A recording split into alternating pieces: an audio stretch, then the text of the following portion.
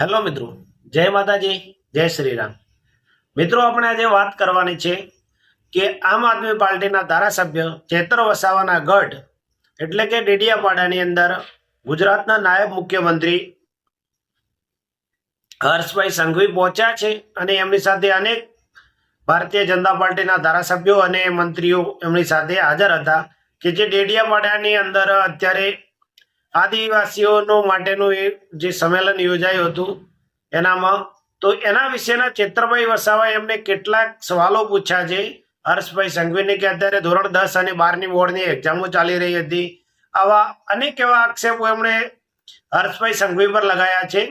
આપણે હર્ષભાઈ સંઘવી પર જે આક્ષેપો લગાયા છે નાયબ મુખ્યમંત્રી પર ચેતરભાઈ વસાવાએ, એના વિશે વાત કરીએ. એના પહેલા જો મિત્રો તમે મારી યુટ્યુબ ચેનલની અંદર નવા જ આવ્યા હો તો મારી ચેનલને સબસ્ક્રાઇબ કરી દેજો અને વિડીયોને લાઈક શેર અને કોમેન્ટ કરી લેજો. એનાથી હું આવા અદ્ભુત પ્રકારના જે વિડીયો બનાવું એ તમારા સુધી પહોંચતા રહે મિત્રો.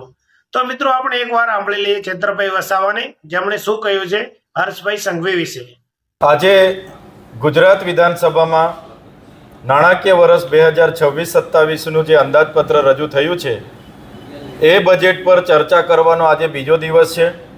ગુજરાતની જનતાના પ્રશ્નોની ચર્ચા કરવાનો આજે ખૂબ મહત્ત્વનો ગૃહનો દિવસ છે. એ જ પ્રકારે 10મા ધોરણ અને 11મા ધોરણની આજેથી બોર્ડની પરીક્ષાઓ ચાલુ થઈ રહેલી છે. ત્યારે આપણા રાજ્યના નાયબ મુખ્યમંત્રી શ્રી, આદિજાતિ મંત્રી શ્રી, રાજ્ય કક્ષાના મંત્રી શ્રી અને ભારતીય જનતા પાર્ટીના સાંસદો અને ધારાસભ્યએ ડેડિયાપાડામાં બોર્ડની પરીક્ષા આપતા કેન્દ્રોની બાજુમાંથી જ સુપરસ્ટાર બેન્ડ બોલાવીને ખૂબ મોટો વરઘોડો કાઢ્યો છે. નાયબ મુખ્યમંત્રી, એમના મંત્રીઓને કદાચ બાળકોની ચિંતા હોત તો બોર્ડની પરીક્ષા આપનારા બાળકોના કેન્દ્રની નજીક આજે એ લોકો વરઘોડો નહીં કાઢત, પણ એમણે ત્યાં વરઘોડો કાઢ્યો છે અને બોર્ડ પરીક્ષા આપનારા વિદ્યાર્થીઓને ડિસ્ટર્બ કરવાનું કામ કર્યું છે. ત્યારે મેં આ નાયબ મુખ્યમંત્રી સહિત એમના નેતાઓને, એમની સરકારને કહેવા માંગુ છું, 30 વર્ષથી ગુજરાતમાં તમારી સરકાર છે. જો તમે તમારી સરકારમાં કામ કર્યા હોત તો આજે તમને ડેડિયાપાડામાં વરઘોડા કાઢવાની નોબત નહીં આવત. આજે ડેડિયાપાડામાં માન્ય નરેન્દ્રભાઈ મોદી સાહેબ આવ્યા નવેમ્બરમાં અને એની પછી તરત તમને વરઘોડા કાઢવાની શું જરૂર પડી છે?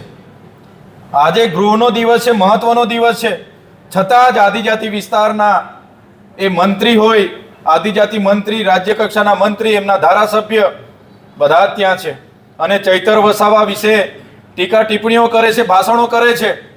જે મનસુખભાઈ વસાવાની તારીફ નાયબ મુખ્યમંત્રીએ કરી હમણાં ભાષણમાં, ત્યારે મંત્રીશ્રીને હું યાદ અપાવું, આ તમારા સાંસદ 60 ટર્મથી સાંસદ છે, એમના પોતાના ગામમાં જવા માટેનો રસ્તો બનાવી નથી શક્યા.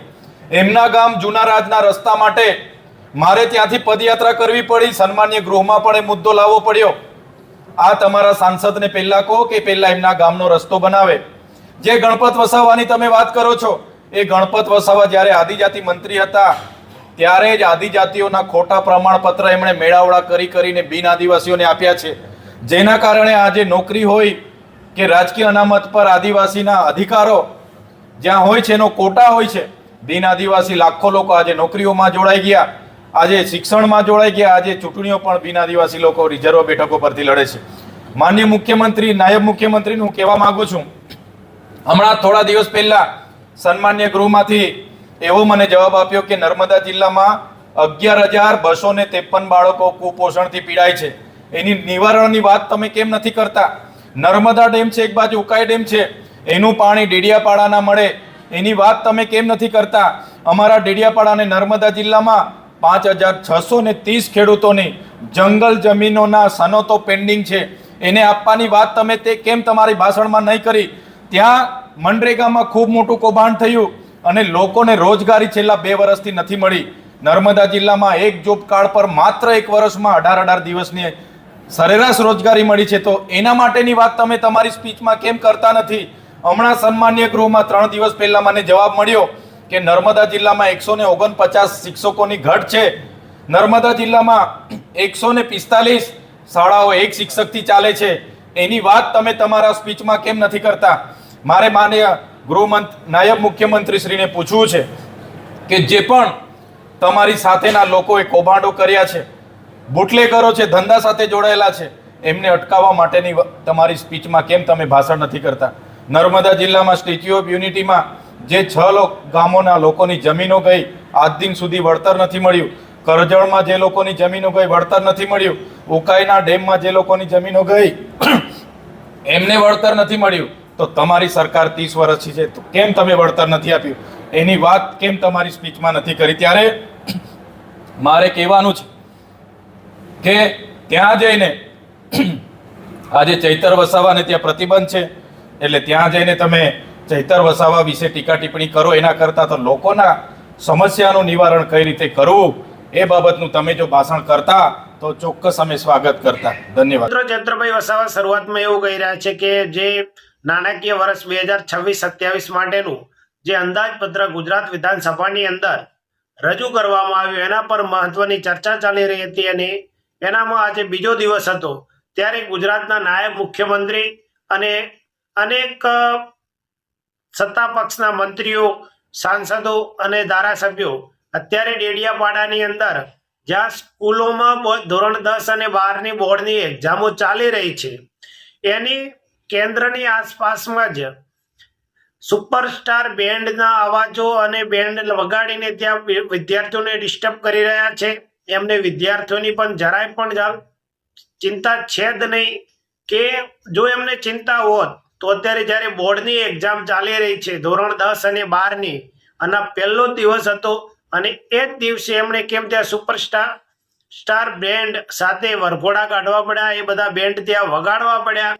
બાજુમાં જ પરીક્ષાના કેન્દ્રો હતા, ધોરણ 10 અને 12ની એક્ઝામ ચાલુ થઈ ગઈ છે બોર્ડની.